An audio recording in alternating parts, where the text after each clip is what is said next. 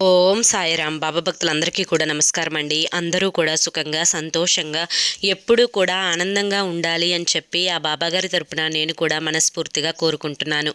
ఈరోజు బాబాగారు అందించే సందేశం ఏంటి అంటే కనుక, తల్లి, నా భక్తుడివైన నీకు సరిగ్గా రేపు 10:45 జరగబోయేది ఇదే. ఎక్కువగా ఆలోచించకు, ఈ అవకాశం వెంటనే దక్కించుకో అని చెప్పి ఏదో తెలియని సందేశాన్ని ఈరోజు బాబాగారు మనకు అందించడానికి మన ముందుకు వచ్చారు. మరి బాబాగారు ఏ సందేశం అందించినా కూడా అది మన భవిష్యత్తుకు పునాది లాంటిది అని చెప్పి మనందరికీ కూడా తెలిసిన విషయమే కదా. మరి ఎవరికైతే బాబాగారి మీద పూర్తి నమ్మకం విశ్వాసం ఉంటాయో వారందరూ కూడా అసలు బాబాగారు ఈ సందేశం పూర్తిగా వినాలి అనుకుంటే చివరి వరకు చూడండి. దానికంటే ముందు చాలామంది కూడా గురువుగారి గురించి అడుగుతున్నారండి. అక్క, ఎన్నో రకాల సమస్యలతో మేము సతమతం అయిపోతున్నాము, మీకు తెలిసిన గురువుగారు ఎవరైనా ఉంటే చెప్పండి అక్క అని చెప్పి అడుగుతున్నారు. నేను పదే పదే ఈ గురువుగారి గురించి ఎందుకు చెప్తున్నాను అంటే కనుక, నా జీవితంలో నేను కష్ట సమయంలో ఉన్నప్పుడు ఈ గురువుగారిని కాంటాక్ట్ అయ్యానండి. గురువుగారు చేసిన పూజల వల్ల ఆ కష్టం నుంచి బయటపడి ఈరోజు నేను ఆనందంగా జీవితంలో ముందడుగు వేస్తున్నాను. అలాగే మీ జీవితాలలో ఎటువంటి సమస్యలున్నా కానీ శ్రీ షిరిడి సాయిబాబా ఆశీస్సులతో జ్యోతిష్యం చెప్పబడును. గురూజీ శివరామరాజు గారు. Phone number 9959945552. మీరు ఇప్పటి వరకు ఎన్నో చోట్ల జ్యోతిష్యం చెప్పించుకొని మీరు ఆశించిన మార్పులు మీ జీవితాలలో జరగలేదని చెప్పి బాధపడి ఉంటారు. కానీ ఇక్కడ అలా జరగదండి. మీ సమస్యలు ఏవైతే ఉన్నాయో, ప్రేమ, పెళ్లి, ఉద్యోగం, రాజకీయం, సంతానం లేక ఇబ్బంది పడుతున్న, భార్యాభర్తల మధ్య గొడవలున్న, అప్పుల సమస్యలున్న, శత్రువుల సమస్యలున్న, అవేంటో మీరు గురువుగారికి వివరించి చెప్పినట్లయితే వాటికి తగిన పూజలు చేసి మీకు గురువుగారు రోజులలోనే పరిష్కారాన్ని చూపిస్తారు. గురువుగారు చెప్పింది చెప్పినట్లుగా 100కు 1000% జరుగుతుంది. నమ్మకంతో కాంటాక్ట్ అవ్వండి. ఇక బాబాగారి యొక్క సందేశం విషయానికి వస్తే కనుక, తల్లి, నా భక్తుడివైన నీకు సరిగ్గా రేపు 10:45 జరగబోయేది ఇదే అని చెప్పి నేను ఎందుకు చెప్పాను అంటే కనుక, బిడ్డ, ఈ సందేశాన్ని నువ్వు చివరి వరకు విను. నీ మనసులో ఉన్న బాధనంతా కూడా ఇప్పుడు నేను చెప్పబోతున్నాను. నీ బాధని రేపు 10:45 ఎలా ఆ బాధ పూర్తిగా తీరిపోయి నువ్వు సంతోషంతో గంతులు వేస్తావు అని చెప్పి చెప్పబోతున్నాను. అసలు ఇది ఎలా జరుగుతుందో నువ్వు ఈ సందేశాన్ని ఎక్కడా కూడా వదలకుండా చివరి వరకు చూస్తేనే అర్థమవుతుంది. బిడ్డ, ఎన్నో రకాలైన సమస్యలను అనుభవిస్తూ ఉన్నావు, ఎన్నో రకాలైన కష్టాలని కూడా రుచి చూశావు. చిన్న వయసు నుంచి బాధలు, కష్టాలు, దుఃఖాలు, నష్టాలు ఇవే నీకు జీవితంలో ఎదురయ్యాయి. ప్రతి కష్టం నుంచి కూడా ఎంతో అనుభవాన్ని నేర్చుకున్నావు. ప్రతి దాని నుంచి ఏదో ఒకటి నేర్చుకొని ఈసారి ఈ కష్టం మళ్ళీ రాకుండా ఉండాలి అంటే ఏం చెయ్యాలో ఆలోచించి దానికి తగ్గ ప్రయత్నాలన్నింటినీ కూడా చేసుకుంటూనే ఉన్నావు. ఎన్ని ప్రయత్నాలు చేసినా కూడా ప్రతి నిమిషం కష్టం వెంటాడుతూనే ఉంది. బిడ్డ, నీ వాళ్ళే పగవాళ్ళైపోతే నీ యొక్క కష్టం అనేది ఎలా తీరుతుంది చెప్పు? నువ్వు ఏదో ఎదుగుదల అంటే నీలో ఏదో ఎదుగుదల కనిపిస్తుంది అని చెప్పి నువ్వు డబ్బుకి బాగా సంపాదనకి అలవాటు పడిపోయావు అని చెప్పి, అంతేకాకుండా నీ జీవితంలో కష్టాలన్నీ కూడా వెళ్ళిపోయాయి అని చెప్పి, నీ దగ్గర డబ్బుంది అని చెప్పి నువ్వు అహాన్ని చూపిస్తున్నావు అని చెప్పి, ఇలా 1 కాదు 2 కాదు 10 రకాలుగా నీ గురించి బయట జనాలు చెప్పుకుంటూ ఉన్నారు. బయట జనాలు అన్న మాట విషయానికి వస్తే కనుక అందరూ చెప్పుకోవాల్సినంత అవసరం నీ గురించి లేదు తల్లి. కేవలం నీ ఇంటి వాళ్ళే, నీ ఇంటి పేరు ఉన్న వాళ్ళే నీ గురించి చెప్పుకుంటున్నారు. బిడ్డ, వారి యొక్క నరదృష్టి అనేది నిన్ను ఎంతగా తాకింది అంటే కనుక నీవు ఈ రోజున ప్రశాంతంగా నిద్రపోలేకపోతున్నావు. నువ్వు ఈ రోజున ప్రశాంతంగా అన్నం తినలేకపోతున్నావు.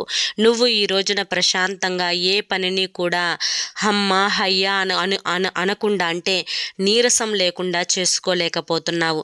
బిడ్డ, ఇదంతా కూడా నేను టైంపాస్ కోసం చెప్పడం లేదు. ప్రతిదీ కూడా ఆలోచించి నీ కష్టాన్ని ఎరిగి చెప్తున్న మాట తల్లి. ఎందుకు ఇలా చెప్తున్నానో ఒక్కసారి ఆలోచించుకో. వీరి యొక్క ఏడుపులు అనేవి నిన్ను ఎంతగా ఇబ్బంది పెడుతున్నాయి అంటే కనుక నీ మనసంతా కూడా గందరగోళం చేసేస్తూ ఉన్నాయి. నిన్ను మనశ్శాంతిగా నిద్ర కూడా పోనివ్వడం లేదు. బిడ్డ, ఇక ఈ ఏడుపులు ఎప్పుడూ ఉండేవే కదా బాబా. వీటి నుంచి తప్పించుకునే ప్రయత్నం ఎప్పుడు నేను ఏ విధంగా చేస్తే వీటి నుంచి బయటపడగలను అనుకుంటున్నావా? అయితే బిడ్డ, నేను ఒక దారిని చూపిస్తాను, జాగ్రత్తగా విను. ఎవరు ఏమనుకుంటున్నా కానీ, ఎవరు నీ గురించి ఏ విధంగా చెప్పుకుంటున్నా కానీ, ముఖ్యంగా నీ వాళ్ళే నీ గురించి బయట చెడుగా ప్రచారం చేస్తున్నా కానీ, నలుగురు నిన్ను చెడ్డగా చెప్పుకుంటూ నీ గురించి చెడ్డగా మాట్లాడుకుంటూ ఉన్నా కానీ, ఏది ఎలా జరుగుతున్నా కానీ, నువ్వు తెలుసుకోవలసింది ఒక్కటే తల్లి. ఎందుకంటే నీకు నువ్వు చాలా ముఖ్యం. నీకు నీ కుటుంబం చాలా ముఖ్యం. నీ యొక్క భర్త, నీ బిడ్డలు, నీ తల్లిదండ్రులు, నీ తోబుట్టువులు, వీరందరూ కూడా నీకు చాలా ముఖ్యం.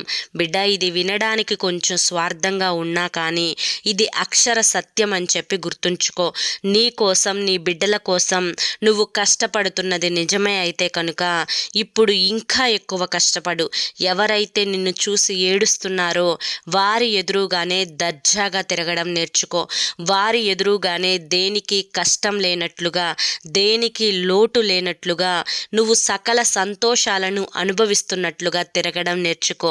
ఎందుకంటే అనుకునేవారు ఎప్పుడూ కూడా నువ్వు బాధలో ఉన్నా అనుకుంటారు, నువ్వు కష్టాలు పడుతున్నా కూడా అనుకుంటారు. అలా అనుకునే వాళ్ళని అలాగే అనుకో నువ్వు తల్లి. ఇప్పుడు సమాజంలో ప్రతి భక్తుడికి జరుగుతున్నది ఇదే. ఎందుకంటే ఇలా వారు అనుకుంటున్నారు అని చెప్పి, ఇలా వారు ఏదో చేసేస్తారు అని చెప్పి నీ యొక్క మనసుని చంపుకొని వారి కోసం నువ్వు దిగులుగా బ్రతకాల్సిన అవసరమే లేదు తల్లి. ఎందుకంటే నీకు నువ్వు ముఖ్యం, నీ కుటుంబం ముఖ్యం. నువ్వు సంపాదించాలి అనుకుంటున్నది ఎంతవరకు సంపాదించగలుగుతావో అంతవరకు సంపాదించుకో. ప్రతి రూపాయి నీ కుటుంబం సంతోషం కోసం ఖర్చు పెట్టుకో. బిడ్డ, నీ వాళ్ళు ఎవరైతే ఉన్నారో ఏడ్చేవాళ్ళు, నీ నాశనాన్ని కోరేవారు, వారి యొక్క కుళ్ళు, కుట్ర, స్వార్థం, పగ అనేది ఎప్పటికైనా ఒకరోజు వారినే తినివేస్తుంది అని చెప్పి తెలుసుకో. అవి ఏవి మనసులో పెట్టుకోకు. ఇప్పుడున్న సమాజంలో ప్రతీదీ కూడా గుండెల మీద బరువులాగా, భారంలాగా తీసుకుంటున్నారు. నేను ఒక్క మాట చెప్తాను, జాగ్రత్తగా విను. బిడ్డ, రేపు 10:45 నీ జీవితంలో ఒక అద్భుతమైన మార్పు అనేది జరగబోతోంది. అదేంటి అంటే కనుక నువ్వు ప్రతీదీ కూడా ఈజీగా తీసుకోవడం మొదలు పెడతావు. నా గురుబలంతో, నా గురుబలం యొక్క అనుగ్రహంతో ఏది కూడా గుండెల మీద బరువులాగా తీసుకోవు. దేని గురించి కూడా ఆలోచించవు. ఎప్పుడు ఎలా ప్రశాంతంగా బ్రతకాలా అని చెప్పి ఆలోచిస్తావు. బిడ్డ, నువ్వు చెయ్యాలనుకున్నది చెయ్యి. నువ్వు పడాల్సిన కష్టాన్ని పడు. తరువాత అయ్యో నేను కష్టపడ్డానే, దానికి తగిన ప్రతిఫలం నాకు దక్కలేదే అని చెప్పి ఆలోచించకు. నువ్వు కేవలం కష్టపడు, ఆ యొక్క ఫలితాన్ని ఆశించకు. అలా ఆశించడం వల్ల నీ మీద ఒక ప్రెజర్ అనేది పడుతుంది. దానివల్ల నువ్వు మనశ్శాంతిని కోల్పోతూ ఉంటావు. కనుక అలా ఎటువంటి ప్రెజర్ని నువ్వు పెట్టుకోకుండా సంతోషంగా ఉండే ప్రయత్నం చెయ్యి. అన్నీ కూడా నేను చూసుకుంటాను. రేపు 10:45 నీలో ఈ కొత్త మార్పు రావాలి తల్లి. ఆ కొత్త మార్పు కోసం నేను చెప్పే 5 మాటలు ఏంటి అంటే కనుక, నువ్వు పడాల్సిన కష్టాన్ని పడి ఫలితాన్ని ఆశించకుండా ఉండడం మొదటిది. రెండవది, ఎవరైతే నీ గురించి చెప్పుకుంటున్నారో వారి గురించి పూర్తిగా నీ మనసులో ఆలోచనలన్నీ డిలీట్ చేసేసుకోవడం.